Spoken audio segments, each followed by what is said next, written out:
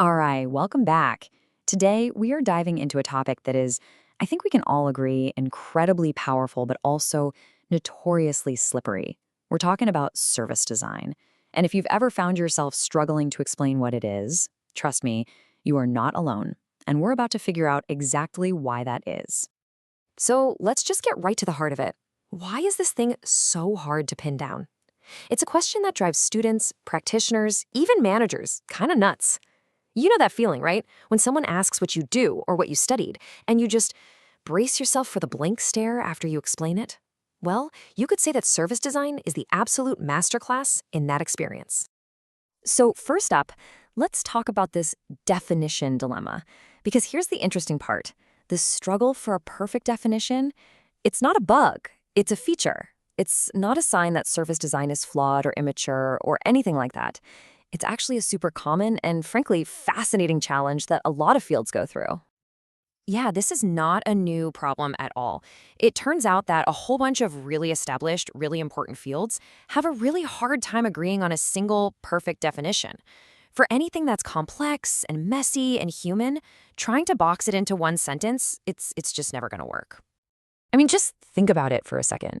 Take management. Is it a hard science with clear rules? Or is it the delicate art of leading people? What about architecture? Is it just about making pretty buildings? Or is it fundamentally about social engineering and power? Or even accounting? Is it just objective math? Or is it actually a social practice that shapes what we value as a society? People have been arguing about these for decades. So service design isn't an outlier. It's just the newest member of this very old club. So if trying to find the perfect definition is a dead end, then where do we go? Well, that brings us right to the main idea of this whole explainer.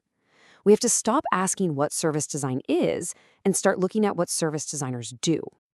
And this quote, this absolutely brilliant quote from the architect Cedric Price, just cracks the whole thing wide open. He said, "Architecture is what architects do." It sounds so simple, right? But it's a huge shift in thinking. He's saying, forget the abstract philosophy. Just watch what people are actually doing on the ground. For us, this is the big aha moment. And if we take that exact same logic, suddenly service design becomes so much clearer. It's not about a definition in a textbook.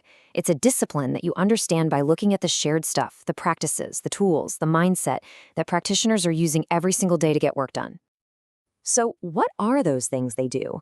Well, you see a few things over and over. There's co-creation, which is all about pulling everyone, customers, employees, you name it, into the creative process together. There's ethnography, actually going out and observing people to build real deep empathy. And there's this constant cycle of iterative prototyping. Research, build a thing, test a thing, learn, and do it all over again. This stuff, this hands-on work, that's the real DNA of service design. Now, to really understand just how unique this is, we got to look at how service design's journey stacks up against some of its peers. Because its path to becoming a legit field, well, it's not at all what you'd think. Okay, so check out this table. It basically shows two totally different ways a new field can grow up. You've got user experience, or UX. It had a really clear birth with Don Norman at Apple, a foundational book everyone read. Then you have data science, which really got formalized in universities and through specific software. But then you look over at service design, and it's a whole other story. The tools and the practices spread first, way before anyone really started fighting over a formal definition. So here it is, the key difference. UX and data science took a pretty traditional route. The big ideas and definitions came first, and that led to people doing the work. Service design completely flipped the script. People were out there doing the work, using the tools for years. And now we're all playing catch-up, trying to define it after it's already a thing. It's totally backwards, and it's fascinating. Okay, so you might be thinking, well, that sounds kind of messy and disorganized. Isn't that a weakness? But here's the twist. What if that ambiguity, that lack of a rigid definition, isn't a flaw? What if it's actually its greatest strength, its superpower? This brings us to my absolute favorite concept from the source material, the Trojan Horse strategy. The idea is that because service design is so hard to define, it can sneak past the defenses of big, rigid organizations and create change from the inside out. It's brilliant. So how does this actually work? Well, a service designer can walk into a marketing department and call what they do a customer experience project. Then they can go to the engineering department and call the exact same work an innovation process. This flexibility lets them slip past the corporate immune system, the people who always say no. It lets them introduce these powerful, human-centered ideas without triggering all the jargon alarm bells. And here's the truly genius part. The tools are the soldiers hidden inside the horse. When you get a team to start using a customer journey map, you're not just teaching them to draw a new kind of diagram. You are, without them even realizing it, getting them to adopt the mindset behind the tool, that outside-in, human-centered way of seeing the world. The tool itself carries the DNA of the entire discipline. So what's the big takeaway from all this? It means we actually need a completely new model, a new way of thinking about how these modern, complex, boundary-spanning fields are actually born and grow in the wild. You know, the old model was, first you get a definition, then comes the practice, then it becomes an institution.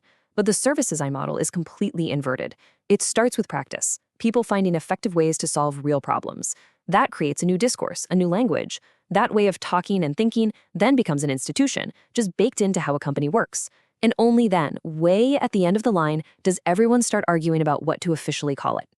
And that leaves us with one final, pretty big question to think about. It makes you wonder, what other new, powerful ideas are we all spending so much time and energy trying to define into oblivion when maybe we should just be trying to do them? The big lesson from service design might just be that the fastest way to understand something isn't to talk about it, but to go out there and build it. Thanks for watching.